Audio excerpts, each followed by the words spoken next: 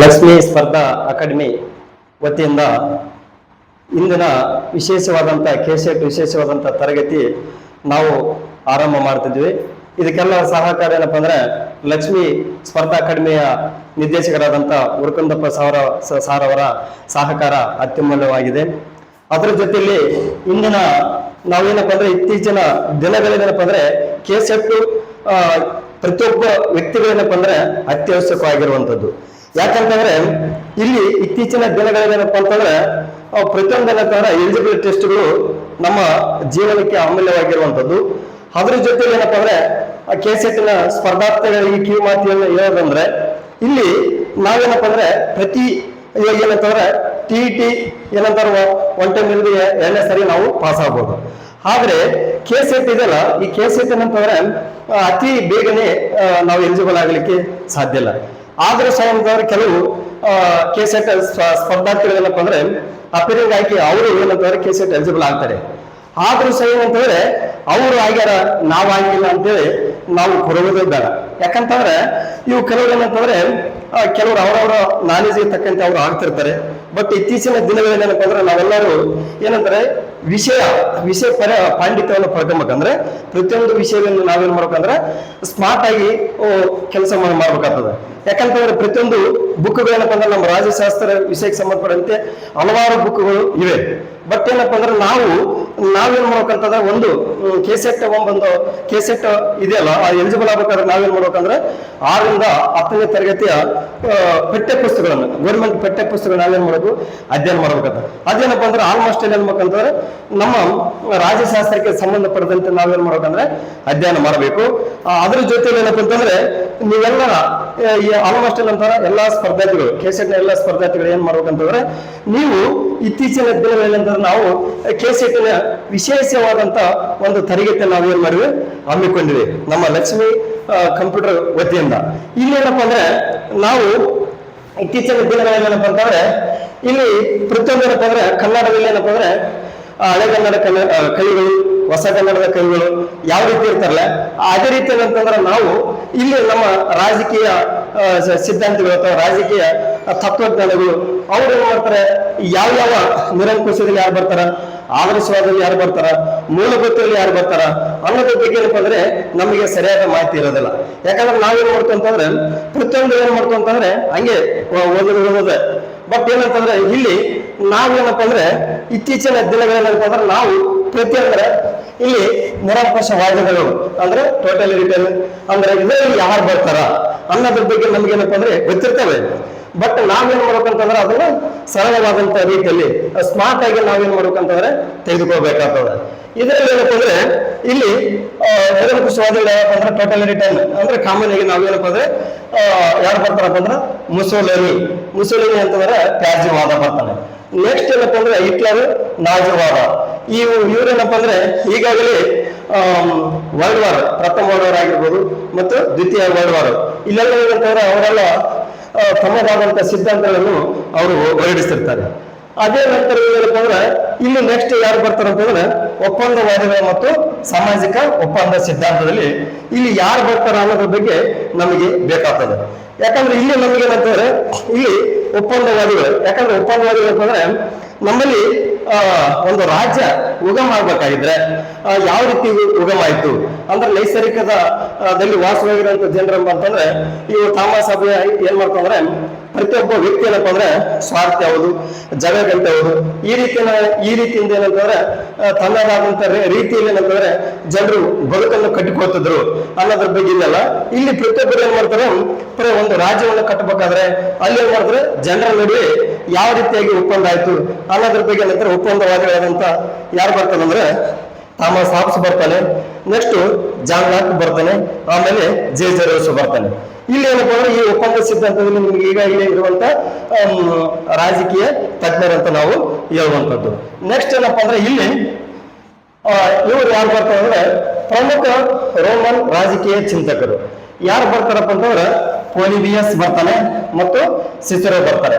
ಅಂದ್ರೆ ಇವ್ರೇನಂದ್ರ ರೋಮನ್ ರಾಜಕೀಯ ಚಿಂತಕರಲ್ಲಿ ಬರುವಂತ ಪ್ರಮುಖರಾಗಿರ್ತಾರೆ.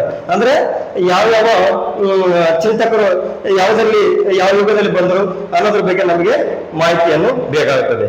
ಅದೇ ರೀತಿ ಏನಂತಂದ್ರೆ ಆಧುನಿಕ ರಾಜಕೀಯ ಚಿಂತಕರು ಯಾರು ಬರ್ತಂದ್ರೆ ಮೆಕವಲಿ ಅಂತೇಳಿ.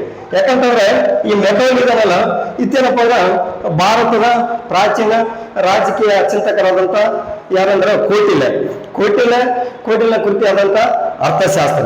ಈ ಅರ್ಥಶಾಸ್ತ್ರ ಮತ್ತೇನಂದ್ರೆ ಮೆಕವಲಿ ಅವರ ಬರುವಂತ ದ ಪ್ರಿನ್ಸ್ ಈ ಇದೆಲ್ಲ ಇಲ್ಲೇನಪ್ಪ ಅಂದ್ರೆ ಮೆಕವಲಿ ಮತ್ತು ಕೋಟಿಲ ಇದರಲ್ಲಿ ಅವ್ರೇನಪ್ಪ ಅಂದ್ರೆ ಸಾಮ್ಯತೆ ಇರುವಂತದ್ದು ಅಂದ್ರೆ ಸಿಮಿಲರಿ. ನಾವು ಅರ್ಥಶಾಸ್ತ್ರ ಅಂದ್ರೆ ಕೋಟಿಲಿನ ಅರ್ಥಶಾಸ್ತ್ರ ಏನಪ್ಪ ಅಂದ್ರೆ ಸರಿಯಾದ ರೀತಿಯಲ್ಲಿ ನಾವು ಅಧ್ಯಯನ ಮಾಡಿದ್ರೆ ಅಲ್ಲಿರುವಂತ ಕೆಲವು ಪ್ರಮುಖವಾದಂತ ಅಂಶಗಳು ಏನಪ್ಪಾ ಅಂದ್ರೆ ಮೆಕವಲಿಗೆ ಹೋಲುವಂತ ಒಂದು ವ್ಯವಸ್ಥೆಯನ್ನು ಕಾಣ್ತೀವಿ.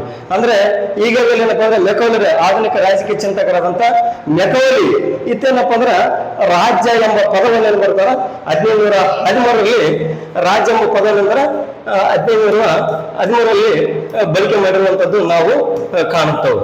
ಯಾಕಂದ್ರೆ ಇಲ್ಲಿ ಒಂದು ರಾಜ್ಯ ಯಾವ ರೀತಿಯಾಗಿ ಅಲ್ಲಿ ಅಂದ್ರೆ ಪ್ರಿನ್ಸ್ ಅಲ್ಲಿರುವಂತ ರಾಜಕುಮಾರ್ ಯಾವ ರೀತಿಯಾಗಿ ಆಡಳಿತ ಮಾಡ್ಬೇಕು ಅನ್ನೋದ್ರ ಬಗ್ಗೆ ಪರಿಪೂರ್ಣವಾದಂತಹ ಮಾಹಿತಿಯನ್ನು ಕಾಣ್ತೀವಿ. ಅದೇ ರೀತಿಯಲ್ಲಿ ಯಾರಂದ್ರೆ ಕೋಟಿಲನ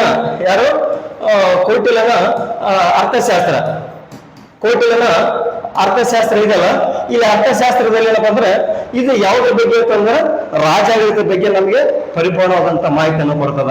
ಇಲ್ಲಿ ಏನಾದ್ರು ಕೋಟಿಲನ ಅರ್ಥಶಾಸ್ತ್ರದಲ್ಲಿ ಬರುವಂತದ್ದೇನಪ್ಪ ಅಂದ್ರೆ ಇತ್ತೇನಪ್ಪ ಅಂದ್ರೆ ಸಪ್ತಾಂಗ ಸಿದ್ಧಾಂತ ಬಗ್ಗೆ ನಮ್ಗೆ ಹೇಳಿರುವಂತದ್ದು. ಅಂದ್ರೆ ರಾಜ್ಯ ಏನಪ್ಪ ಅಂದ್ರೆ 7 ಅಂಗಗಳನ್ನು ಒಳಗೊಂಡದ. ಆ ಅಂಗಗಳ ಮೂಲಕ ಏನಂದ್ರೆ ಅಲ್ಲಿ ರಾಜ್ಯ ಮಾಡಬೇಕು, ರಾಜ್ಯ ಭಾರವನ್ನು ಮಾಡಬೇಕು ಅನ್ನೋದ್ರ ಬಗ್ಗೆ ಹೇಳುವಂತದ್ದು ಇಲ್ಲಿ ಹೇಳುವಂತದ್ದು. ನೆಕ್ಸ್ಟ್ ಏನಪ್ಪ ಅಂದ್ರೆ ನಾವು ನೆಕ್ಸ್ಟ್ ಕ್ಲಾಸ್ ನಲ್ಲಿ ಏನಪ್ಪ ಅಂದ್ರೆ ಅವರ ಚಿಂತನೆಗಳ ಬಗ್ಗೆ ಸವಿಸ್ತರವಾದಂತ ರೀತಿಯಲ್ಲಿ ನಾವು ಅಧ್ಯಯನ ಮಾಡೋಣ. ಯಾಕಂದ್ರೆ ನಮ್ದು ಏನಪ್ಪ ಅಂದ್ರೆ ಇದು ಮೊದಲನೇ ಕ್ಲಾಸ್, ಹಂಗಾಗಿ ಏನಪ್ಪ ಅಂದ್ರೆ ನಾವು ಕೆಲವು ವಿಚಾರಗಳನ್ನು ನಿಮ್ಗೆ ಏನಂತಾರೆ ತಿಳಿಸಲಿಕ್ಕೆ ನಾನು ಇದು ಮಾಡ್ತಿದ್ದೇನೆ. ನೆಕ್ಸ್ಟ್ ಏನಪ್ಪ ಅಂದ್ರೆ ಪ್ರಾಚೀನ ಗ್ರೀಕರ ರಾಜಕೀಯ ಚಿಂತಕರು. ಪ್ರಾಚೀನ ಗ್ರೀಕರ ರಾಜಕೀಯ ಚಿಂತಕ ಯಾರಪ್ಪ ಅಂತಂದ್ರೆ ಪ್ಲೇಟೋ ಬರ್ತಾನೆ ಮತ್ತು ಅರಿಸ್ಟಾಟಲ್ ಬರ್ತಾನೆ. ಇಲ್ಲಿ ಏನಪ್ಪ ಅಂದ್ರೆ ಈಗಾಗಲೇ ಏನಂತಂದ್ರೆ ಪ್ರತಿಯೊಂದು ಒಂದು ನಮ್ಮ ಇತ್ತೀಚಿನ ಅನ್ನಕ್ಕಿಂತ ಏನಪ್ಪ ಅಂದ್ರೆ ನಾವೊಂದು ರಾಜಶಾಸ್ತ್ರವನ್ನು ವೈಜ್ಞಾನಿಕವಾಗಿ ಅಧ್ಯಯನ ಮಾಡಿದಂತ ಕೀರ್ತಿ ಯಾರಿಗಪ್ಪ ಅಂದ್ರೆ ಅರಿಸ್ಟಾಟಲ್ ಸಲ್ತದೆ. ಅಂದ್ರೆ ಇದು ರಾಜ್ಯಶಾಸ್ತ್ರ ಎಂಬ ಒಂದು ಅಧ್ಯಯನ ಏನಪ್ಪ ಅಂದ್ರೆ ಭಾರತದ ಪುರಾತನ ರಾಜಕೀಯ ತಜ್ಞರಂದ್ರೆ ಈಗಾಗಲೇ ಯಾರಂತಂದ್ರೆ ಕೋಟಿಲ ಅರ್ಥಶಾಸ್ತ್ರ ಮತ್ತು ಕಮ್ಮಣ್ಣಕನ ನೀತಿ ಸಾರದಲ್ಲಿ ಏನಪ್ಪ ಅಂದ್ರೆ ನಾವು ನೋಡ್ತೀವಿ. ಬಟ್ ಏನಪ್ಪ ಅಂದ್ರೆ ಇವರು ಭಾರತದ ಪ್ರಾಚೀನ ಚಿಂತಕರಿದಾರಲ್ಲ, ಇವ್ರೇನಪ್ಪ ಅಂದ್ರೆ ರಾಜ್ಯಾಡಳಿತದ ಬಗ್ಗೆ ಮಿನಿಮಮ್ ಏನಪ್ಪ ಅಂದ್ರೆ 100ಕ್ಕೆ ಏನಪ್ಪ ಅಂದ್ರೆ 20ರಷ್ಟು ರಾಜ್ಯಾಡಳಿತ ಬಗ್ಗೆ ಹೇಳುವಂಥದ್ದು, 80ರಷ್ಟು ಏನ್ ಮಾಡ್ತಾರೆ ಅಂದ್ರೆ ಧರ್ಮದ ಬಗ್ಗೆ ಹೇಳುವಂಥದ್ದು. ಅಂದ್ರೆ ಧರ್ಮದ ಬಗ್ಗೆ ಏನಂದ್ರೆ ಅಲ್ಲಿ ಪರಿಪೂರ್ಣವಾದಂತ ಮಾಹಿತಿಯನ್ನು ಹೇಳಿರ್ತಾರೆ. ಈ ರೀತಿಯಿಂದ ಏನಪ್ಪ ಅಂದ್ರೆ ಇದು ಗ್ರೀಕ್ನ ರಾಜಕೀಯ ಚಿಂತಕರಾದಂತ ಅರಿಸ್ಟಾಟಲ್ ಏನ್ ಮಾಡ್ತಾನೆ ವೈಜ್ಞಾನಿಕವಾಗಿ ಅಧ್ಯಯನ ಮಾಡಿರ್ತಾನೆ. ಹಂಗಾಗಿ ಅಂದ್ರೆ ರಾಜ್ಯಶಾಸ್ತ್ರವನ್ನು ಮಾಸ್ಟರ್ ಆಫ್ ಸೈನ್ಸ್ ಅಂದ್ರೆ ಉತ್ಕೃಷ್ಟ ವಿಜ್ಞಾನ ಎಂಬ ಪದವನ್ನು ಬಳಕೆ ಮಾಡ್ತಾನೆ. ಮತ್ತೇನಂದ್ರೆ ಇವು ಅರಿಸ್ಟಾಟಲ್ ಏನ್ ಮಾಡ್ತಾನೆ ಅಂತಂದ್ರೆ ಒಂದು ಇತನ ಕೃತ್ಯದಂತ ಪಾಲಿಟಿಕ್ಸ್ ಯಾವ್ದಪ್ಪ ಅಂದ್ರೆ ಪಾಲಿಟಿಕ್ಸ್. ಈ ಪಾಲಿಟಿಕ್ಸ್ ಕೃತಿ ಇದೆಲ್ಲ ಇದೇನಪ್ಪ ಅಂದ್ರೆ ಟೋಟಲಿ 158 ಸಂವಿಧಾನಗಳನ್ನು ಅಧ್ಯಯನ ಮಾಡಿ ಅಂದ್ರೆ ಒಂದು ಕೃತಿಯನ್ನು ಏನ್ ಮಾಡ್ತಾನೆ ರಚನೆ ಮಾಡಿರುವಂತ ಒಂದು ವ್ಯವಸ್ಥೆಯನ್ನ ನಾವು ಕಾಣುವಂಥದ್ದು.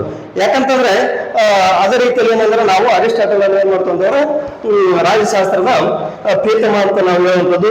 ಈಗಾಗಲೇ ಏನಪ್ಪಾ ಅಂದ್ರೆ ಇವರು ಪ್ಲೇಟೋ ಅವರ ದಿ ರಿಪಬ್ಲಿಕ್ ಎಂಬ ಕೃತಿಯ ಬರೆದಿರುವಂಥದ್ದು. ಇಲ್ಲಿ ತನ್ನದಾದಂತ ರೀತಿಯಲ್ಲಿ ರಾಜ್ಯವನ್ನು ಆಳ್ವಿಕೆ ಮಾಡೋದ್ರೆ ತತ್ವಜ್ಞಾನಿಗಳು ಅಂದ್ರೆ ಫಿಲಾಸಫರ್ ಮೂಲಕ ಆಯ್ಕೆ ಮಾಡುವಂಥದ್ದು ಅನ್ನೋದ್ರ ಬಗ್ಗೆ ನಾವು ಈಗಾಗಲೇ ಗೊತ್ತಿರುವಂತ ಒಂದು ವಿಚಾರವನ್ನು ಕಾಣ್ತೀವಿ. ಬಟ್ ಏನಂದ್ರೆ ಗ್ರೀಕಿನ ತ್ರಿಮೂರ್ತಿಗಳು ಯಾರಪ್ಪ ಅಂತಂದ್ರೆ ಪ್ಲೇಟೋ ಬರ್ತಾನೆ, ಅರಿಸ್ಟಾಟಲ್ ಬರ್ತಾನೆ ಮತ್ತು ಸಾಕ್ರೆಟಿಸ್ ಬರುವಂತದ್ದು ನಾವು ಕಾಣುತ್ತೀವಿ. ಒಟ್ಟಿನಲ್ಲಿ ಅಂತಂದ್ರೆ ಇವರು ಏನಪ್ಪ ಅಂದ್ರೆ ಒಂದು ವ್ಯವಸ್ಥಿತವಾದಂತ ರೀತಿಯಲ್ಲಿ ಅಧ್ಯಯನ ಮಾಡಿರೋದ್ರಿಂದ ಇದು ರಾಜ್ಯಶಾಸ್ತ್ರವು ತನ್ನದಾದಂತ ರೀತಿಯಲ್ಲಿ ಅಂದ್ರೆ ಈ ಇತ್ತೀಚಿನ ದಿನಗಳಲ್ಲಿ ಮಹತ್ವವನ್ನು ಪಡೆದುಕೊಂಡಿದೆ ಅಂತ ನಾವು ಹೇಳುವಂಥದ್ದು. ನೆಕ್ಸ್ಟ್ ಏನಪ್ಪ ಅಂದ್ರೆ ಇಲ್ಲಿ ಮಧ್ಯಕಾಲೀನ ರಾಜಕೀಯ ಚಿಂತಕರು ಯಾರು ಬರ್ತಾರಪ್ಪ ಅಂದ್ರೆ ಸೇಂಟ್ ಥಾಮಸ್ ಅಕ್ವಿನಸ್ ಅಂತ ಬರ್ತಾನೆ.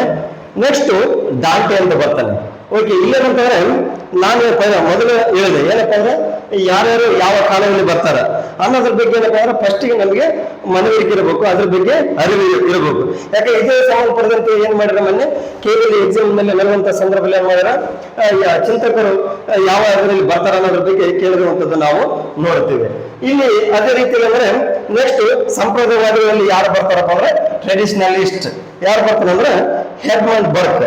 ಈ ಎಡ್ಮಂಡ್ ಬರ್ಕ್ ಅಂದ್ರೆ ಸಂಪ್ರದಾಯಗಳಲ್ಲಿ ಬರ್ತಾರ ಅನ್ನೋದ್ರ ಬಗ್ಗೆ ನಮಗೆ ಗೊತ್ತಿರ್ಬೇಕು. ಯಾಕಂತಂದ್ರೆ ನಾವೇನ್ ಮಾಡ್ತೀವಿ, ಪ್ರತಿಯೊಂದು ವಿಷಯಗಳ ಬಗ್ಗೆ ನಾವೇನ್ ಮಾಡ್ತೀವಿ ಅಧ್ಯಯನ ಮಾಡಿದ್ರೆ ಸಾಕೇನಂತಾರೆ ಯಾವ ಪಂಥದಲ್ಲಿ ಯಾವ ಪಂಥದಲ್ಲಿ ಯಾವ ಸಿದ್ಧಾಂತಗಳ ಬಗ್ಗೆ ಹೇಳ್ಯಾರ ಅನ್ನೋದ್ರ ಬಗ್ಗೆ ನಮಗೆ ಪರಿಪೂರ್ಣವಾದಂತ ಮಾಹಿತಿ ಇರುವುದಿಲ್ಲ. ಅದೇ ರೀತಿಯಲ್ಲಿ ಅಂದ್ರೆ ನೆಕ್ಸ್ಟ್ ಪರಮಾಧಿಕಾರ ಅಂತೇಳಿ ಅಂದ್ರೆ ಏನಪ್ಪ ಅಂದ್ರೆ ಈ ಪರಮಾಧಿಕಾರದ ಬಗ್ಗೆ ನಮ್ಗೆ ಏನಪ್ಪ ಅಂದ್ರೆ ಈಗಾಗಲೇ ನಮ್ಮ ಭಾರತ ದೇಶ ಏನಪ್ಪ ಅಂದ್ರೆ 1940 ಆಗಸ್ಟ್ 15 ಏನಪ್ಪ ಅಂದ್ರೆ ನಾವು ಸ್ವಾತಂತ್ರ್ಯ ಪಡೆದುಕೊಂಡು ನಾವೇನ್ ಮಾಡಿದೆ ಅಂತಂದ್ರೆ ಪರಮಾಧಿಕಾರವನ್ನು ಪಡೆದುಕೊಂಡು ಅಂದ್ರೆ ನಮ್ಮ ದೇಶ ಏನಂದ್ರೆ ಬ್ರಿಟಿಷರ ಅಧೀನದಲ್ಲಿ ಇರುವಂತದ್ದು ನಾವು ಕಂಡಿವಿ. ಇಲ್ಲೇನಪ್ಪ ಅಂದ್ರೆ ಪರಮಾಧಿಕಾರ ಮತ್ತೆ ಇನ್ನೊಂದು ಅರ್ಥದಲ್ಲಿ ಅಂದ್ರೆ ಸಾರ್ವಭೌಮ ಅಂತ ಹೇಳ್ತೀವಿ. ಅದೇ ರೀತಿ ಇಂಗ್ಲಿಷ್ ನಲ್ಲಿ ಅಂದ್ರೆ ಸಾವರ್ನಿಟಿ ಅಂತೇಳಿ. ಇಲ್ಲಿ ಪರಮಾಧಿಕಾರ ಎಂಬ ಪದವು ಇದೆಯಲ್ಲ, ಇದು ಲ್ಯಾಟಿನ್ ಪದದ ಯಾವ್ದೇನಪ್ಪ ಅಂದ್ರೆ ಸೂಪರ್ನಾಸ್ ಅಂತೇಳಿ ಅಂದ್ರೆ ಸೂಪರ್ನಾಸ್ ಅಂತೇಳಿ ಅದರ ಮೂಲಕ ಏನಪ್ಪ ಅಂದ್ರೆ ಉಗಮ ಆಗ್ಯದ ಅನ್ನೋದ್ರ ಬಗ್ಗೆ ನಾವು ಹೇಳುವಂತದ್ದು ನಾವು ಇಲ್ಲಿ ಕಾಣ್ತೀವಿ. ಇಲ್ಲಿ ಏನಪ್ಪ ಅಂದ್ರೆ ಜೀನ್ ಬೋರ್ಡಿನವರು ಏನಪ್ಪ ಅಂತಂದ್ರೆ ಇವ್ರು ಏನಂತಂದ್ರೆ ಮೂಲಭೂತವಾದಿಗಳು ಅಂದ್ರೆ ಪರಮಾಧಿಕಾರದಲ್ಲಿ ಬರುವಂತ ಏನಪ್ಪ ಅಂದ್ರೆ ಜೀನ್ ಬೋರ್ಡಿನವರು ಮೂಲಭೂತವಾದಿಗಳು ಹೌದು. ಇದ್ರ ಜೊತೆಲಿ ಏನಪ್ಪ ಅಂದ್ರೆ ಇಲ್ಲಿ ನೋಡ್ರಿ ನಮ್ಗೇನಪ್ಪ ಅಂದ್ರೆ ಪರಮಾಧಿಕಾರ ಅನ್ನೋದ್ರ ಬಗ್ಗೆ ಏನಪ್ಪ ಅಂದ್ರೆ ನಮ್ಗೆ ಪರಿಪೂರ್ಣವಾದಂತ ಮಾಹಿತಿ ಬೇಕಲ್ಲ. ಈ ಮಾಹಿತಿ ಬೇಕಂದ್ರೆ ನಮ್ಗೆ ಇಷ್ಟು ಪರಮಾಧಿಕಾರ ಸಂಬಂಧಪಟ್ಟಂತೆ ಯಾರು ಏನ್ ಹೇಳ್ಯಾರ ಅನ್ನೋದ್ರ ಬಗ್ಗೆ ನಮಗೆ ಪರಿಪೂರ್ಣವಾದಂತ ಮಾಹಿತಿ ಬೇಕಾಗ್ತದ. ಇಲ್ಲಿ ಯಾರಪ್ಪ ಅಂದ್ರೆ ಜೀನ್ ಬೋರ್ಡಿನವರು ಯಾವ್ದ್ರ ಬಗ್ಗೆ ಯಾರಂದ್ರೆ ಆಂತರಿಕ ಪರಮಾಧಿಕಾರ. ಯಾವ್ದ್ರ ಬಗ್ಗೆ ಆಂತರಿಕ ಪರಮಾಧಿಕಾರ ಬಗ್ಗೆ ಅಂದ್ರೆ ಇಂಟರ್ನಲ್ ಸಾವರ್ನಿಟಿ ಅಂತ ಅಂದ್ರೆ ಆಂತರಿಕವಾಗಿ ಅಂತಂದ್ರೆ ಒಂದು ದೇಶದ ಅಂದ್ರೆ ಆಂತರಿಕವಾಗಿ ಮತ್ತು ಬಾಹ್ಯವಾಗಿ ಪರಮಾಧಿಕಾರ ಪಡೆದುಕೊಂಡಿರ್ಬೇಕು ಅನ್ನೋದ್ರ ಬಗ್ಗೆ ಏನಪ್ಪ ಅಂದ್ರೆ ಇಲ್ಲಿ ಹೇಳುವಂಥದ್ದು ಜೀನ್ ಬೋರ್ಡ್ ಆಂತರಿಕ ಪರಮಾಧಿಕಾರ. ನೆಕ್ಸ್ಟ್ ಏನಪ್ಪ ಅಂದ್ರೆ ಯುಗೋ ಯಾವ ಪರಮಾಧಿಕಾರ ಬಗ್ಗೆ ಯಾರಪ್ಪ ಅಂದ್ರೆ ಬಾಹ್ಯ ಪರಮಾಧಿಕಾರ ಬಗ್ಗೆ ಹೇಳುವಂತ ಅಂದ್ರೆ ಎಕ್ಸ್ಟರ್ನಲ್ ಸಾವರ್ನಿಟಿ ಅನ್ನೋದ್ರ ಬಗ್ಗೆ ಹೇಳಿರುವಂತದ್ದು. ನೆಕ್ಸ್ಟ್ ಇಲ್ಲಿ ಏನಪ್ಪ ಅಂದ್ರೆ ಇನ್ನೊಬ್ಬರ ಅಂದ್ರೆ ಥಾಮಸ್ ಹಾಬ್ಸ್ ಅಂತೇಳಿ. ಥಾಮಸ್ ಹಾಬ್ಸ್ ಅಂತಂದ್ರೆ ಕಾನೂನುಬದ್ಧ ಪರಮಾಧಿಕಾರ ಬಗ್ಗೆ ಹೇಳಿರುವಂತದ್ದು. ಅಂದ್ರೆ ಏನಂದ್ರೆ ಲೀಗಲಿ ಬೌಂಡ್ ಸಾವರ್ನಿಟಿ ಅನ್ನೋದ್ರ ಬಗ್ಗೆ ಹೇಳ್ತಾರೆ. ಇವರ ಕೃತಿ ಏನಪ್ಪ ಅಂದ್ರೆ ಈಗಾಗಲೇ ಲೆವಿಥನ್ ಅನ್ನುವಂತ ಒಂದು ಕೃತಿಯನ್ನು ನಾವು ಕಾಣ್ತೀವಿ. ಅದ್ರ ಜೊತೆ ಏನಪ್ಪ ಅಂದ್ರೆ ಇನ್ನೊಬ್ಬರು ಚಿಂತಕರಾದಂತ ಜೀನ್ ಜಾಕ್ ರೂಸೋ ಅಂತ ಹೇಳ್ಬೋದು. ಇದು ಜನತಾ ಪರಮಾಧಿಕಾರ ಅಂದ್ರೆ ಜನತಾ ಪರಮಾಧಿಕಾರ ಬಗ್ಗೆ ಇಲ್ಲಿ ಹೇಳುವಂಥದ್ದು. ಇಲ್ಲಿ ಈಗಾಗಲೇ ಅಂದ್ರೆ PUC ಪಠ್ಯಕ್ರಮದಲ್ಲಿ ಇವು ಏನಪ್ಪ ಪರಮಾಧಿಕಾರ ಅಂದ್ರೆ ರಾಜ್ಯದ ಮೂಲಾಂಶಗಳು ಯಾವುವು ಅನ್ನೋದ್ರ ಬಗ್ಗೆ ಹೇಳುವಂತ ಸಂದರ್ಭದಲ್ಲಿ ಅಂತಂದ್ರೆ ಇಲ್ಲಿ ಜನಸಂಖ್ಯೆ, ಭೂಪ್ರದೇಶ ಮತ್ತು ಇನ್ನೊಂದು ಪರಮಾಧಿಕಾರ ಅನ್ನೋದ್ರ ಬಗ್ಗೆ ಏನಪ್ಪ ಅಂದ್ರೆ ಇಲ್ಲಿ ನಮ್ಗೆ ಎರಡು ಅಂಶಗಳು ಏನಪ್ಪ ಗೊತ್ತಾಗಿರುವಂತದ್ದು. ಈ ನೆಕ್ಸ್ಟ್ ಏನಂದ್ರೆ ಥಾಮಸ್ ಹಾಬ್ಸ್ ಕಾನೂನುಬದ್ಧ ಪರಮಾಧಿಕಾರ ಮತ್ತು ಜೀನ್ ಜಾಕ್ ರವರು ಜನತಾ ಅಂದ್ರೆ ಇಲ್ಲೇನಂದ್ರೆ ಜನರ ಮುಖಾಂತರ ಆಳ್ವಿಕೆ ಮಾಡಬೇಕು, ಜನರಲ್ ವೀಲ್ ಅಂತೇಳಿ ನಾವು ಹೇಳುವಂತ ಒಂದು ಮಾಹಿತಿಯನ್ನು ನಾವು ಕಾಣುವಂಥದ್ದು. ಈ ನೆಕ್ಸ್ಟ್ ಏನಪ್ಪ ಅಂದ್ರೆ ಇಲ್ಲಿ ರಾಜ್ಯದ ಬಗ್ಗೆ ಈಗಾಗಲೇ ಏನಪ್ಪ ಅಂತಂದ್ರೆ ನಾವೇನ್ ಮಾಡ್ಬೇಕಂದ್ರೆ PUC ಫಸ್ಟ್ ಇಯರ್ ಅಂದ್ರೆ ರಾಜ್ಯಶಾಸ್ತ್ರ ಮತ್ತು PUC ಸೆಕೆಂಡ್ ಇಯರ್ ರಾಜ್ಯಶಾಸ್ತ್ರ. ಇಲ್ಲೇನಪ್ಪ ಅಂದ್ರೆ ನಾವೇನ್ ಮಾಡ್ಬೇಕಂತಂದ್ರೆ ಪ್ರತಿಯೊಂದು ವಾಕ್ಯಗಳನ್ನು ಅಂದ್ರೆ ಈಗಾಗಲೇ KCET ಸ್ಪರ್ಧಾರ್ಥಿಗಳು ನೀವು ಇದ್ದೀರಲ್ಲ, ನೀವೇನ್ ಮಾಡ್ಬೇಕಂತಂದ್ರೆ ಪ್ರತಿಯೊಂದು ಪಠ್ಯಕ್ರಮದಲ್ಲಿ ಅರಿಸ್ಟಾಟಲ್ ಆಗಿರ್ಬೋದು, ಪ್ಲೇಟ್ ಆಗಿರ್ಬೋದು, ಮತ್ತೆ ಇನ್ನೊಂದು ಏನಂತಂದ್ರೆ ಡಾಂಟೆ ಆಗಿರ್ಬೋದು, ಮತ್ತೆ ಎಲ್ಲ ಇವ್ರು ಯಾರು ಮೆಕೆವರ್ ಆಗಿರ್ಬೋದು, ಇವರೆಲ್ಲ ಇದಾರಲ್ಲ ಅವ್ರೇನಂತಂದ್ರೆ ಅವ್ರ ಬಗ್ಗೆ ಏನಪ್ಪ ಅಂದ್ರೆ ನೀವು ಪ್ರತಿಯೊಂದನ್ನ ಏನ್ ಮಾಡ್ಬೇಕು ಒಂದು ಕಿಲೋಮೀಟರ್ ಅಂದ್ರೆ ಇಂಪಾರ್ಟೆಂಟ್ ಆಗಿ ಏನ್ ಮಾಡ್ಬೇಕು ಬರೆದುಕೊಳ್ಬೇಕು. ಇದೇನಪ್ಪ ಅಂದ್ರೆ KCET ಅಲ್ಲಿ ಅಂದ್ರೆ ಮೈಸೂರು ಯೂನಿವರ್ಸಿಟಿ ನಡೆಸುವಂತ KCET ಅಲ್ಲಿ ಅಂದ್ರೆ ಅರಿಸ್ಟಾಟಲ್ ಬಗ್ಗೆ ಅವರು ಕೇಳಿದ್ರು. ಅಂದ್ರೆ ರಾಜ್ಯದ ಬಗ್ಗೆ ಇವ್ರು ಏನ್ ಮಾಡಿದ್ರು ಅಂತಂದ್ರೆ ಒಂದು ವಾಕ್ಯವನ್ನು ಕೊಟ್ಟಿದ್ರು. ರಾಜ್ಯದ ಬಗ್ಗೆ ಏನಪ್ಪ ಅಂದ್ರೆ ಅವರು ಅರಿಸ್ಟಾಟಲ್ ಅವರು ಈ ರೀತಿ ಹೇಳಿದ್ದಾರೆ. ಏನಪ್ಪ ಅಂದ್ರೆ ರಾಜ್ಯವು ಕುಟುಂಬ ಹಾಗೂ ಗ್ರಾಮಗಳ ಸಮೂಹವಾಗಿದ್ದು ಮತ್ತು ಸುಖಕರು ಮತ್ತು ಗೌರವಿತವೂ ಆದ ಮತ್ತು ಸ್ವಯಂ ಪರಿಪೂರ್ಣವಾದ ಜೀವನವನ್ನು ನಡೆಸುವ ಉದ್ದೇಶವನ್ನು ಹೊಂದಿದೆ ಎಂದಿದ್ದಾರೆ. ಅಂದ್ರೆ ಇಲ್ಲಿ ಏನಂತಂದ್ರೆ ನಾವು ಪ್ರಮುಖ ಏನ್ ಮಾಡ್ಬೇಕಂತಂದ್ರೆ ಇಲ್ಲಿ ಪ್ಲೇಟೋ ಬಗ್ಗೆ ಆಗಿರ್ಬೋದು, ಅರಿಸ್ಟಾಟಲ್ ಆಗಿರ್ಬೋದು, ಮೆಕೋಲ್ ಆಗಿರ್ಬೋದು, ಮತ್ತೇನಂದ್ರೆ ಈಗಾಗಲೇ ಪ್ರಮುಖವಾಗಿರುವಂತದ್ದೇನಪ್ಪ ಅಂದ್ರೆ ಜಾನ್ ಲಾಕ್ ಆಗಿರ್ಬೋದು, ಜಿ.ಎಸ್. ಮಿಲ್, ಇವರ ವಾಕ್ಯಗಳೇನಪ್ಪ ಅಂದ್ರೆ ಪ್ರಮುಖವಾಗಿರುವಂತದ್ದು. ಅಂದ್ರೆ ಈ ವಾಕ್ಯಗಳು ಏನ್ ಮಾಡ್ತಾರೆ ಅಂತಂದ್ರೆ ಸ್ಪಷ್ಟವಾದಂತ ರೀತಿಯಲ್ಲಿ ನಾವು ಏನ್ ಮಾಡ್ಬೇಕು, ಬರೆದುಕೊಂಡಿರ್ಬೇಕು. ಅಂದ್ರೆ ಒಟ್ಟಿನೇನಪ್ಪ ಅಂದ್ರೆ ನೀವೆಲ್ಲ ಪ್ರಥಮ PUC ಸೆಕೆಂಡ್ PUC ಇರುವಂತ ವಾಕ್ಯಗಳನ್ನು ಬರೆದುಕೊಳ್ಬೇಕು. ಅದ್ರ ಜೊತೆ ಏನಪ್ಪ ಅಂದ್ರೆ ಈಗಾಗಲೇ ಏನಂತಾರೆ ಇವಾಗ ರಾಜ್ಯ ಎಂಬ ಪದ ಯಾವ್ದ್ರಿಂದ ಬಂದಿದೆ ಅನ್ನೋದ್ರ ಬಗ್ಗೆ ಅಂದ್ರೆ ರಾಜ್ಯ ಎಂಬುದು ಪೊಲೀಸ್ ಅಂದ್ರೆ ನಗರ ರಾಜ್ಯ ಎಂಬ ಪದದಿಂದ ಬಂದಿ. ಮತ್ತೆ ಇನ್ನೊಂದೇನಂತಾರೆ ಇದು ಚುನಾವಣೆ ಎಂಬ ಪದವು ಯಾವ್ದ್ರಿಂದ ಬಂದಿದೆ ಅಂದ್ರೆ ಯಾವ ಲ್ಯಾಟಿನ್ ಪದದ ಎಲಿಗೇರ್ ಎಂಬ ಪದದಿಂದ ಬಂದಿದೆ ಅಂದ್ರೆ ಆರಿಸು ಮತ್ತು ಆಯ್ಕೆ ಮಾಡೋ ಎಂಬ ಪದ. ಅಂದ್ರೆ ಪ್ರತಿಯೊಂದನ್ನ ನಾವೇನ್ ಮಾಡ್ಬೇಕಂತಂದ್ರೆ ಇಲ್ಲಿ ಸ್ಪಷ್ಟವಾದಂತ ರೀತಿಯಲ್ಲಿ ಏನಂದ್ರೆ ಇಲ್ಲಿ ಯಾವ ಪದದಿಂದ ಬಂದಿದೆ, ಆಲ್ಮೋಸ್ಟ್ ಏನಂತಂದ್ರೆ ಗ್ರೀಕ್ ಪದ ಮತ್ತು ಲ್ಯಾಟಿನ್ ಪದಗಳಿಂದ ಹೆಚ್ಚಿನ ರೀತಿಯಲ್ಲಿ ಬಂದಿರುವಂತದ್ದು ನಾವು ಕಾಣುವಂಥದ್ದು. ಇನ್ನೊಂದ್ರೆ ಇದೇ ರೀತಿಯಲ್ಲಿ ಈಗಾಗಲೇ ಏನಪ್ಪ ಅಂದ್ರೆ ಇದು ಇದ್ದಾರೆ ಯಾವ್ದಂತಂದ್ರೆ ಮ್ಯಾಕ್ಸ್ ವೆಬರ್ ಏನ್ ಮಾಡ್ತಾನೆ ಅಂದ್ರೆ ಅವರು ಒಂದು ವಾಕ್ಯ ಅಂದ್ರೆ ಸಾಮಾಜಿಕ ಸಂಬಂಧಗಳ ಬೆಲೆ ಅಂದ್ರೆ ಮ್ಯಾಕ್ಸ್ ವೆಬರ್ ಏನ್ ಮಾಡ್ತಂದ್ರೆ ಮ್ಯಾಕ್ಸ್ ವೆಬರ್ ಇವ್ರೇನ್ ಮಾಡ್ತಾರ ಅಂದ್ರೆ ಬಲೆ ಅಂತೇಳಿ ಅಂದ್ರೆ ಸಾಮಾಜಿಕ ಸಂಬಂಧಗಳ ಬೆಲೆ ಅಂತೇಳಿ. ಮತ್ತೆ ಏನಂತಾರೆ ಮೆಕೆವರ್ ಇವ್ರೇನ್ ಮಾಡ್ತಾರ ಸಾಮಾಜಿಕ ಸಂಬಂಧಗಳ ಸಮೂಹ ಅಂತೇಳಿ ಅಂದ್ರೆ ಸಾಮಾಜಿಕ ಸಂಬಂಧಗಳ ಸಮೂಹ ವಾಕ್ಯಗಳನ್ನು ಹೇಳಿರುವಂಥದ್ದು. ಅಂದ್ರೆ ನಾವು ಏನ್ ಮಾಡ್ಬೇಕಂದ್ರೆ ಈ ವಾಕ್ಯಗಳು ಇದಾವಲ್ಲ, ಈ ವಾಕ್ಯಗಳು ಏನಂತಂದ್ರೆ ನಮಗೆ ಅಂದ್ರೆ ಭಯಪಟ್ಟಾಗಿ ಅಂದ್ರೆ ನಾವೇನಂದ್ರೆ ಅದನ್ನ ನಿರರ್ಗಳವಾಗಿ ಹೇಳುವಂತ ಒಂದು ವ್ಯವಸ್ಥೆ ನಾವೇನ್ ಮಾಡಬೇಕು, ಕಾಣಬೇಕು. ಅಂದಾಗ ಮಾತ್ರ ಏನಂತಂದ್ರೆ ಇಲ್ಲಿ ನಾವು ನೋಡಿದ ತಕ್ಷಣ ನಮ್ಗೇನಪ್ಪ ಅಂದ್ರೆ ಈಗಾಗಲೇ ಅಂದ್ರೆ ಇತ್ತೀಚಿನ ದಿನಗಳೇನಪ್ಪ ಅಂದ್ರೆ ಇವಾಗ PU ಉಪನ್ಯಾಸಕರ ನೇಮಕಾತಿ ನಡೆಸಿದ್ರೆ ಅಧಿಸೂಚನೆ ಹೊರಡಿಸುವಂತ ಅವಕಾಶ ಇದೆ. ಮತ್ತೆ ಇವಾಗ ರನ್ನಿಂಗ್ ಅಂದ್ರೆ ನವೆಂಬರ್ನಲ್ಲಿ ಅವರಿಗೆ ಕೆಸೆಟ್ ನಡೆಸುವಂತ ಕೆಸೆಟ್ ನಡೆದಿದ್ದಾರೆ. ಈಗಾಗಲೇ ಅಂದ್ರೆ ಆನ್ಲೈನ್ ಹಾಕಲಿಕ್ಕೆ ಅವಕಾಶ ಏನಂದ್ರೆ KL ಬೋರ್ಡ್ದವರು ಬಿಟ್ಟಿರುವಂತದ್ದು.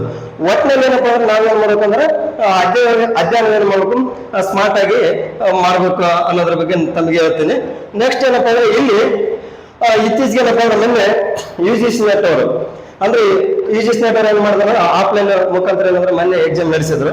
ಅದ್ರಲ್ಲಿ ಏನಪ್ಪ ಅಂದ್ರೆ ಇಲ್ಲಿ ವಿಶ್ವಸಂಸ್ಥೆಯ ಮಹಾ ಕಾರ್ಯದರ್ಶಿಗಳು ವಿಶ್ವಸಂಸ್ಥೆಯ ಮಹಾ ಕಾರ್ಯದರ್ಶಿಗಳ ಬಗ್ಗೆ ಏನಪ್ಪ ಅಂದ್ರೆ ಒಂದು ಕ್ವಶನ್ ಕೇಳಿದ್ರೆ, ಯಾಕಂತಂದ್ರೆ ಇದನ್ನ ಏನ್ ಮಾಡ್ತಾನೆ ಅಂದ್ರೆ ಪ್ರತಿ ವಿಶ್ವಸಂಸ್ಥೆ ಅನ್ನೋದ್ರ ಬಗ್ಗೆ ಏನಂದ್ರೆ ನಾವು ಅಂತಾರಾಷ್ಟ್ರೀಯ ಸಂಬಂಧಗಳಲ್ಲಿ ಸಂಬಂಧಪಟ್ಟಂತೆ ಅಲ್ಲಿ ಏನ್ ಮಾಡ್ತಾನೆ ಅಂತಂದ್ರೆ ಇಲ್ಲಿ ಅಂತಾರಾಷ್ಟ್ರೀಯ ಸಂಘಟನೆಗಳ ಬಗ್ಗೆ ಏನ್ ಮಾಡ್ತಾನ ಹೇಳುವಂತ ಅಂತಾರಾಷ್ಟ್ರೀಯ ಸಂಘಟನೆಗಳ ಬಗ್ಗೆ ಅಂದ್ರೆ ಸಾರ್ಕ್ ಆಗಿರ್ಬೋದು, ಬ್ರಿಕ್ಸ್ ಆಗಿರ್ಬೋದು, ASEAN ಆಗಿರ್ಬೋದು, ಇವೆಲ್ಲ ಏನ್ ಮಾಡ್ತಾನೆ ಅಂತಂದ್ರೆ ಪ್ರತಿಯೊಂದ್ರ ಬಗ್ಗೆ ಏನಂದ್ರೆ ಒಂದು ಕ್ವಶನ್ ತಮ್ಮೆಲ್ಲರಿಗೆ ಏನಪ್ಪ ಅಂದ್ರೆ ಫಿಕ್ಸ್ ಆಗಿರುವಂತದ್ದು. ಅದ್ರ ಜೊತೆ ಏನಂತಂದ್ರೆ ವಿಶ್ವಸಂಸ್ಥೆ ಮಹಾ ಕಾರ್ಯದರ್ಶಿಗಳ ಬಗ್ಗೆ ಏನಪ್ಪ ಅಂದ್ರೆ ಇಲ್ಲಿ ಕೇಳ್ತಾನೆ, ನೀವೇನ್ ಮಾಡ್ಬೇಕಂದ್ರೆ ಇವೆಲ್ಲ ಬುಕ್ಕಲ್ಲಿ ಗೌರ್ಮೆಂಟ್ ಟೆಕ್ಸ್ಟ್ ಬುಕ್ಕಲ್ಲಿ ಇದೆ. ಅವನೇನ್ ಮಾಡ್ಬೇಕಂದ್ರೆ ಕಾಮನ್ ಆಗಿ ಏನಂದ್ರೆ ಎಕ್ಸಾಮ್ ಹೋಗ್ತೀವಿ ಅಂತಂದ್ರೆ ನಾವೇನ್ ಮಾಡ್ಬೇಕಂದ್ರೆ ಅದನ್ನ ಕಣ್ಣಾಡಿಸ್ಬೇಕು. ಕಣ್ಣಾಡಿಸಿದಂತ ಸಂದರ್ಭದಲ್ಲಿ ನಮಗೆ ಇಲ್ಲಿ ಏನ್ ಮಾಡ್ತಾನೆ ಅಂದ್ರೆ appointed secretary general of the United nation ಅಂದ್ರೆ ಯಾವಾಗ ಏನಪ್ಪ ಅಂದ್ರೆ ವಿಶ್ವಸಂಸ್ಥೆ ಮಹಾ ಕಾರ್ಯದರ್ಶಿ ಆದ ಅನ್ನೋದ್ರ ಬಗ್ಗೆ ಕೇಳಿದ್ರೆ ಅಂದ್ರೆ ಇವ್ರು ಯಾರಂದ್ರೆ ಡಾಗ್ ಯಾಮರ್ ಶೋಲ್ಡ್ ಅಂತೇಳಿ. ಇಲ್ಲಿ ಏನಂತಂದ್ರೆ ನಮಗೆ ನಾವು ಏನ್ ಮಾಡ್ಬೇಕು, ಅವರು ಕ್ರಮಾನುಗತದಲ್ಲಿ ಅಂದ್ರೆ ಅಸೆಂಡಿಂಗ್ ಪ್ರಕಾರ ಏನಂದ್ರೆ ನಾವು ಅದನ್ನ ಚಾರ್ಟ್ ಬರ್ಕೊಬೇಕಾಗ್ತದೆ. ಯಾಕಂದ್ರೆ ಇಲ್ಲಿ ಫಸ್ಟ್ ಯಾರಂದ್ರೆ ಟ್ರಿಗ್ವೆಲ್ ಇದ್ನ ಅಂದ್ರೆ 1946ರಿಂದ 1952 ಇದೇನಪ್ಪ ಅಂದ್ರೆ ಇವ್ರೇನಪ್ಪ ನಾರ್ವೆ ದೇಶದವರು ಅಂತ ನಾವು ಒತ್ತೇನಪ್ಪ ಅಂದ್ರೆ ಇಲ್ಲಿ ದೇಶನ ಕೇಳ್ಬೋದು, ಇಲ್ಲಂತವ್ರ ಪ್ರಥಮ ವಿಶ್ವಸಂಸ್ಥೆ ಮಹಾ ಕಾರ್ಯದರ್ಶಿಗಳಂತ ಕೇಳ್ಬೋದು. ಇತ್ತೀಚೆಗೆ ಏನಪ್ಪ ಅಂದ್ರೆ ಮೊನ್ನೆ ಏನಂದ್ರೆ ಇದು ಕೇಳೋಣ ಅಂದ್ರೆ ಯಾವಾಗ ಮಹಾ ಕಾರ್ಯದರ್ಶಿ ಆದ್ರು ಅನ್ನೋದ್ರ ಬಗ್ಗೆ ಏನಂದ್ರೆ ಕೇಳಿರುವಂತದ್ದು ನಾವು ಕಾಣುವಂಥದ್ದು. ಇಲ್ಲಿ ಏನಪ್ಪ ಅಂದ್ರೆ ಡಾಗ್ ಯಾಮರ್ ಶೋಲ್ಡ್ ಅವರು 1950 ಅಂದ್ರೆ ಸೆಕ್ರೆಟರಿ ಆಗಿ ಅಪಾಯಿಂಟ್ ಅಂದ್ರೆ ನೇಮಕ ಆಗಿರುವಂತ ಒಂದು ನಾವು ಕಾಣುವಂಥದ್ದು. ಇಲ್ಲಿ ಇದೆಲ್ಲ ಒಟ್ಟಿನಲ್ಲಿ ಏನಪ್ಪಾ ಅಂದ್ರೆ ನಾವೇನ್ ಮಾಡ್ಬೇಕಂತಂದ್ರೆ ಪ್ರತಿಯೊಂದು ವಿಷಯಗಳ ಬಗ್ಗೆ ನಾವೇನ್ ಮಾಡ್ಬೇಕು, ಗಮನವನ್ನು ಹರಿಸಬೇಕಾಗ್ತದ. ಇನ್ನೊಂದ್ರೆ ಈಗಾಗಲೇ ಪರಮಾಧಿಕಾರ ಬಗ್ಗೆ ಏನಪ್ಪ ಅಂದ್ರೆ ಯಾವ್ದಂದ್ರೆ ಇಲ್ಲಿ ಪರಮಾಧಿಕಾರ ಬಗ್ಗೆ ಏನಂತಂದ್ರೆ ಇವರು ಜಾನ್ ಆಸ್ಟಿನ್ ಅಂತೇಳಿ ಅಂದ್ರೆ ಜಾನ್ ಆಸ್ಟಿನ್ ಅವ್ರೇನಪ್ಪ ಅಂದ್ರೆ ವೈಜ್ಞಾನಿಕವಾದ ಪರಮಾಧಿಕಾರ ಬಗ್ಗೆ ಹೇಳಿರುವಂತದ್ದು. ಇಲ್ಲಿ ಏನ್ ಮಾಡ್ತಂದ್ರೆ ನೋಡ್ರಿ ಹೊಸ ಹೊಸ ವಿಷಯಗಳನ್ನ ನೀವೇನ್ ಮಾಡ್ಬೇಕಂದ್ರೆ ಪ್ರತಿಯೊಂದು ನೋಟ್ಸ್ ಬರ್ತಿರಲ್ಲ, ನೋಟ್ಸ್ ಬರೆದಂತ ಸಂದರ್ಭದಲ್ಲಿ ಈ ರೀತಿಯಾದಂತ ಪ್ರತಿಯೊಂದು ವಿಷಯಗಳ ಬಗ್ಗೆ ನೀವು ಬರಿತಿರಲ್ಲ, ಬರೆದಂತ ಸಂದರ್ಭ ಅಂದ್ರೆ ಈ ರೀತಿ ಬರೋದು ನೆಕ್ಸ್ಟ್ ಏನಂದ್ರೆ ಒಂದು 2-3 ಲೈನ್ ಏನಂದ್ರೆ ಬರ್ಬೇಕು ಬಿಟ್ರೆ ಅಂತ ನೆಕ್ಸ್ಟ್ ಏನಂದ್ರೆ ಇಂಥ ವಿಚಾರಗಳಂತಾರೆ ಇದು ಕೂಡ ಕೇಸಲ್ಲಿ ಕೇಳಿರುವಂತದ್ದು ನಾವು ಕೇಳಿದ್ವಿ. ಜಾನ್ ಆಸ್ಟಿನ್ ಅವರು ಅಂದ್ರೆ ವೈಜ್ಞಾನಿಕ ಪರಮಾಧಿಕರ ಬಗ್ಗೆ ಯಾರು ಹೇಳ್ಯಾರ ಅನ್ನೋದ್ರ ಬಗ್ಗೆ ಕೇಳಿದಂತ ಸಂದರ್ಭದಲ್ಲಿ ನಾವು ಜಾನ್ ಆಸ್ಟಿನ್ ಅವರು ಬರುವಂತದ್ದು ಅಂತ ಹೇಳುವಂಥದ್ದು. ಈ ಒಟ್ಟಿನಲ್ಲಿ ಏನಪ್ಪ ಅಂದ್ರೆ ಅದ್ರ ಜೊತೆಯಲ್ಲಿ ಈಗಾಗಲೇ ಏನಂತಂದ್ರೆ ಭಾರತದ ಸಂವಿಧಾನದ ಪೂರ್ವ ಪೀಠಿಗೆ ಅಂದ್ರೆ ಪ್ರಿಯಂಬಲ್, ಈ ಪ್ರಿಯಂಬಲ್ ಇದೆಯಲ್ಲ, ಆ ಪ್ರಿಯಂಬಲ್ ಏನಂತಂದ್ರೆ ನೀವು ಪರಿಪೂರ್ಣವಾದಂತ ರೀತಿಯಲ್ಲಿ ಏನಂತಂದ್ರೆ ಅದನ್ನ ಅಂದ್ರೆ ಬಾಯ್ಪಾಠ ಅಂದ್ರೆ ಒಟ್ಟಿನಲ್ಲಿ ಏನಂದ್ರೆ ಅದನ್ನ ಪರಿಪೂರ್ಣವಾದಂತ ಹೇಳುವ ರೀತಿಯಲ್ಲಿ ನೀವು ಮನವರಿಕೆ ಮಾಡಿಕೊಳ್ಬೇಕು. ಅಂದ್ರೆ ಅದ್ರ ಬಗ್ಗೆ ಹೇಳ್ಬೇಕು. ಹೇಳಿದಂತ ಸಂದರ್ಭದಲ್ಲಿ ಏನಪ್ಪ ಅಂದ್ರೆ ನಿಮಗೆ ಒಂದು ಅಂಕಗಳು ಇರುವಂತ ಒಂದು ವ್ಯವಸ್ಥೆನ ನಾವು ಕಾಣುವಂಥದ್ದು ಅಂತ ಹೇಳ್ತೀವಿ. ಅದ್ರ ಜೊತೆಗೆ ಏನಪ್ಪ ಅಂದ್ರೆ ಇತ್ತೀಚಿನ ದಿನಗಳಲ್ಲಿ ಏನಪ್ಪ ಅಂದ್ರೆ ನೀವೆಲ್ಲರೂ ಏನಪ್ಪ ಅಂದ್ರೆ ಎಲ್ಲರೂ ಪ್ರಥಮ PUC ಇರುವಂತ ಭಾರತ ರಾಜಕೀಯ ವ್ಯವಸ್ಥೆಯ ಉಗಮ, ಭಾರತ ರಾಜಕೀಯ ವ್ಯವಸ್ಥೆಯ ಉಗಮದ ಬಗ್ಗೆ ಏನಪ್ಪ ಅಂದ್ರೆ ನಿಮಗೆ ಗೊತ್ತಿರಬೇಕಾಗ್ತದೆ. ಯಾಕಂದ್ರೆ ಒಂದು ಭಾರತ ಸಂವಿಧಾನ ಯಾವ ರೀತಿಯಾಗಿ ಉಗಮ ಹೊಂದಿತ್ತು, ಯಾವ ರೀತಿಯಾಗಿ ಬೆಳವಣಿಗೆ ಹೊಂದಿತ್ತು ಅನ್ನೋದ್ರ ಬಗ್ಗೆ ನಿಮಗೆ ಗೊತ್ತಿರುವಂತದ್ದು. ಇಲ್ಲಿ ಏನಂದ್ರೆ PUC ಅಂದ್ರೆ PUC ಉಪನ್ಯಾಸಕರಲ್ಲಿ ಒಂದು ಕ್ವಶನ್ ಕೇಳಿದ್ರೆ, ಒಂದು ಕ್ವಶನ್ ಏನಂದ್ರೆ ಕೇಳಿದ್ರೆ ಭಾರತ ಅಂದ್ರೆ ಏನಂದ್ರೆ ಬ್ರಿಟಿಷರ ಆಡಳಿತದಲ್ಲಿ ಮೊದಲ ಬಾರಿಗೆ ಭಾರತೀಯರಿಗೆ ಅವಕಾಶ ನೀಡಿದಂತ ಕಾಯ್ದೆ ಯಾವುದು ಅಂತ ಕೇಳ್ಯಾರ. ಅಂದ್ರೆ ಏನಪ್ಪ ಅಂದ್ರೆ ನಾವೇನ್ ಮಾಡ್ತೀವಿ, ಯಾವ್ಯಾವ ಬುಕ್ಗಳಂದ್ರೆ ಹೆಚ್ಚಿನ ಬುಕ್ಗಳಲ್ಲಿ ಓದ್ತು, ಬಟ್ ಏನಂದ್ರೆ PUC ಸೆಕೆಂಡರಿನಲ್ಲಿ ಕೇಳುವಂತ ಅಂದ್ರೆ ಭಾರತೀಯರಿಗೆ ಅಂದ್ರೆ ಬ್ರಿಟಿಷ್ ಆಡಳಿತದಲ್ಲಿ ಭಾರತೀಯರಿಗೆ ಮೊದಲ ಅವಕಾಶ ನೀಡಿದಂತ ಒಂದು ಕಾಯ್ದೆ ಯಾವುದು ಅಂತಂದ್ರೆ ಅದಂದ್ರೆ 1909 ಕಾಯ್ದೆ. ಯಾಕಂದ್ರೆ ಈ 9 ಕಾಯ್ದೆ ಇದೆಲ್ಲ ಇಲ್ಲಿ ಏನ್ ಮಾಡ್ತಾರೆ ಅಂತಂದ್ರೆ ಇಲ್ಲಿ ಭಾರತೀಯರಿಗೆ ಮೊದಲೇನಂದ್ರೆ ಆಡಳಿತದಲ್ಲಿ ಪಾಲ್ಗೊಳ್ಳಲಿಕ್ಕೆ ಅವಕಾಶ ನೀಡುವಂತ ಒಂದು ವ್ಯವಸ್ಥೆನ ಕಾಣುತ್ತದೆ. ಅದ್ರ ಜೊತೆ ಅಂದ್ರೆ ಈಗಾಗಲೇ ಏನಂತಂದ್ರೆ ಇಲ್ಲಿ 1909 ಕಾಯ್ದೆ ಅಂದ್ರೆ ಮುಸ್ಲಿಮರಿಗೆ ಪ್ರತ್ಯೇಕವಾದ ಮತದಾನ ವ್ಯವಸ್ಥೆ ನೀಡುತ್ತದೆ ಅಂತ ನಿಮ್ಗೆ ಗೊತ್ತು. ಮತ್ತೆ ಅವ್ರು ಏನಂದ್ರೆ ಭಾರತೀಯರಿಗೆ ಯಾವುದು ಅವಕಾಶ ನೀಡಲ್ಲ ಅನ್ನೋದ್ರ ಬಗ್ಗೆ ಏನಂತಂದ್ರೆ ಕೇಳ್ಕೊಳಲ್ಲ. ಇದು ನಿಮ್ಗೆ ಏನಂತಂದ್ರೆ ಇದು ಪರಿಪೂರ್ಣವಂತ ಮಾಹಿತಿ ನಿಮ್ಗೆ ಬೇಕಾಗಿರುವಂತದ್ದು. ಅದೇ ರೀತಿಯಲ್ಲಿ ಅಂತಂದ್ರೆ ನೆಕ್ಸ್ಟ್ ಏನಂದ್ರೆ 1919 ಒಂದು ಕಾಯ್ದೆ ಇದೆಯಲ್ಲ, 1919 ಕಾಯ್ದೆ ಇದೇನಂತಂದ್ರೆ ಜಾತ್ಯತೀತವಾದಂತ ಸರ್ಕಾರ ಒಂದು ವ್ಯವಸ್ಥೆಯನ್ನು ನಾವು ಕಾಣುವಂಥದ್ದನ್ನ ಕಾಣ್ತೀವಿ.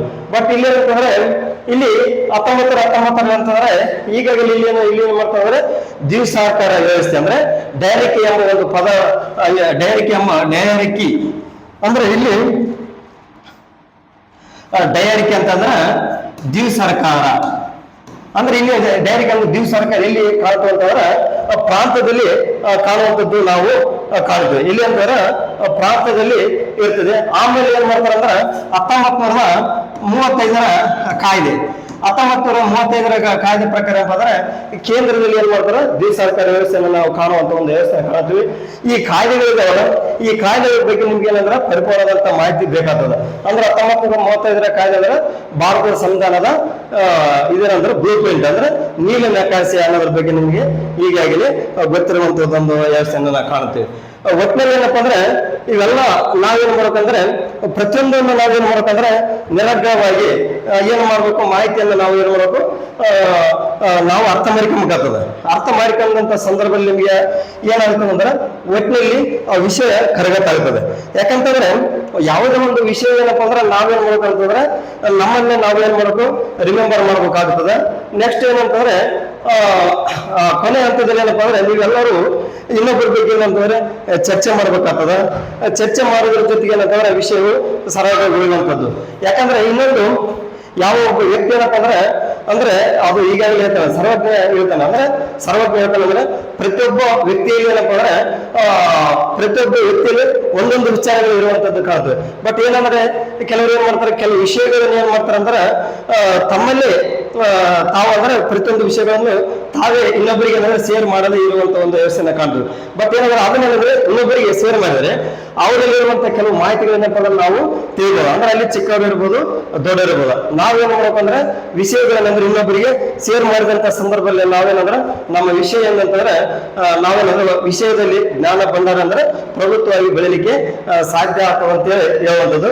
ಒಟ್ಟಿನಲ್ಲಿ ಏನಪ್ಪ ಅಂದ್ರೆ ನಾವು ಇದು ನನ್ನ ಮೊದಲ ತರಗತಿ ಆಗಿರೋದ್ರಿಂದ ನಾನೇನಂದ್ರೆ ನನಗೆ ತಿಳಿದ ಮಟ್ಟಿಗೆ ಹೇಳಿದ್ದೀನಿ. ನೆಕ್ಸ್ಟ್ ಹಂತವಾಗಿ ಇಲ್ಲಿ ರಾಜಕೀಯ ಚಿಂತಕರ ಬಗ್ಗೆ ಇರುವಂತದ್ದಾಗಿರ್ಬೋದು, ಮತ್ತು ಅಂತಾರಾಷ್ಟ್ರೀಯ ಸಂಬಂಧದ ಬಗ್ಗೆ ಆಗಿರ್ಬೋದು, ಸಾರ್ವಜನಿಕ ಆಡಳಿತದ ಬಗ್ಗೆ ಆಗಿರ್ಬೋದು, ಈಗ KCET ಅಲ್ಲಿ ಕೇಳಿರುವಂಥದ್ದು ಮತ್ತು UGC ನೆಟ್ ಅಲ್ಲಿ ಕೇಳಿರುವಂಥದ್ದು ಕೆಲವು ವಿಷಯಗಳನ್ನ ತಮ್ಮ ಮುಂದೆ ಇರ್ಲಿಕ್ಕೆ ನಾನು ಪ್ರಯತ್ನ ಮಾಡ್ತಿದ್ದೀನಿ. ಇಲ್ಲಿ ಏನಪ್ಪ ಅಂದ್ರೆ ಇಲ್ಲಿ ನನ್ನ ವಿಷಯವನ್ನು ಕೇಳೋದ್ರಿಂದ ತಮ್ಮ ಇದಂದ್ರೆ ಲಕ್ಷ್ಮೀ ಸ್ಪರ್ಧ ಅಕಾಡೆಮಿ ವತಿಯಿಂದ ಏನಂದ್ರೆ ನಮಗೆ ಅವಕಾಶ ನೀಡಿರ್ತಾರೆ. ಅವರಿಗೆ ಧನ್ಯವಾದಗಳು. ನೀವು ಕೇಳೋದ್ರಿಂದ ತಮ್ಮೆಲ್ಲರಿಗೂ ಧನ್ಯವಾದಗಳನ್ನು ಹೇಳ್ತಾ ನಾನು ಇಲ್ಲಿಗೆ ನನ್ನ ಕ್ಲಾಸನ್ನು ಮುಗಿಸ್ತಾ ಇದ್ದೇನೆ. ನಮಸ್ಕಾರ.